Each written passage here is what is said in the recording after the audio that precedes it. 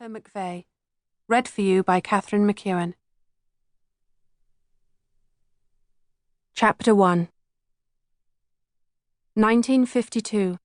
Mombasa, Kenya. The steward has said we will dock at 9 o'clock, but I am too excited to sleep, and I walk onto deck in the dark, long before the sun comes up, watching for the first sight of land. I pull a packet of cigarettes from my coat pocket, light one and inhale, smoke curling up into the warm night sky. My heart beats out a rhythm born of long anticipation. After 6 years, I am finally coming home. The lamp casts a small pool of light onto a black metal bench. Someone has left a book behind, and I pick it up. The Settler's Guide to Upcountry Swahili, Exercises for the Soldier, Settler, Miner, Merchant, and their Wives. I open it and cast my eye over the introduction. This book aims at teaching, in a simple way, just that degree of Swahili that is understood and talked by the average intelligent upcountry native. A curious use of adjectives, not something you would find in England.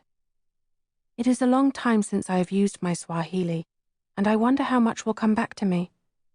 The book starts with greetings, and I turn the phrases over silently on my tongue, enjoying the familiar rhythm of the words. Jambo bwana, Jambo memsab, habari gani hapa, habari mzuri tu bwana. What's the news here? Only good news, master. I slip the book into my pocket, unconsciously reciting the phrases as I stare out into the dark, waiting for our arrival. An hour later, the sun rises huge and heavy from the horizon. Through a screen of mist, I make out the shadow of Mombasa Island. A couple wander onto deck, clutching cups of coffee and bread rolls, whispering excitedly. My eyes are fixed on what lies ahead. Green coconut palms and a scattering of white buildings emerge out of water so blue that I realize I have forgotten the meaning of color. The sky is clear and limitless. In England, a country in the grip of rationing, where the sun struggles to illuminate even the clearest winter day, no one has understood my descriptions of the sky in Kenya. My skin burns in the early morning sun, my neck damp beneath the weight of my hair. The white sails of the Arab dhows soar like the wings of huge prehistoric birds, their decks crammed so full of Africans, grinning and shouting, clinging to every mast, that sinking seems an inevitability.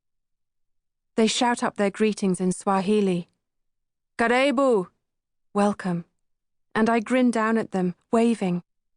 We dock, and I step giddily down the gangplank into a city that smells of fish, of salt, of acrid wood smoke and sewage, the smell of a city whose people live life outdoors under a hot sun, down into the sweltering heat of the customs sheds, where I am left waiting, sweating for a few hours before being released onto the small, crowded streets of Mombasa's port. Bougainvillea tumble over white walls, purple, orange, crimson red, amidst the trumpets of white datura flowers and clusters of pink hibiscus. Dhow captains spread their intricately woven carpets on the street for sale, beating out the dust in thick clouds. Porters in bare feet and white lungis pad across the hot cobbles between piles of old newspaper and fish bones, past the Arab men dressed in white robes who sit on low wooden stools drinking tea.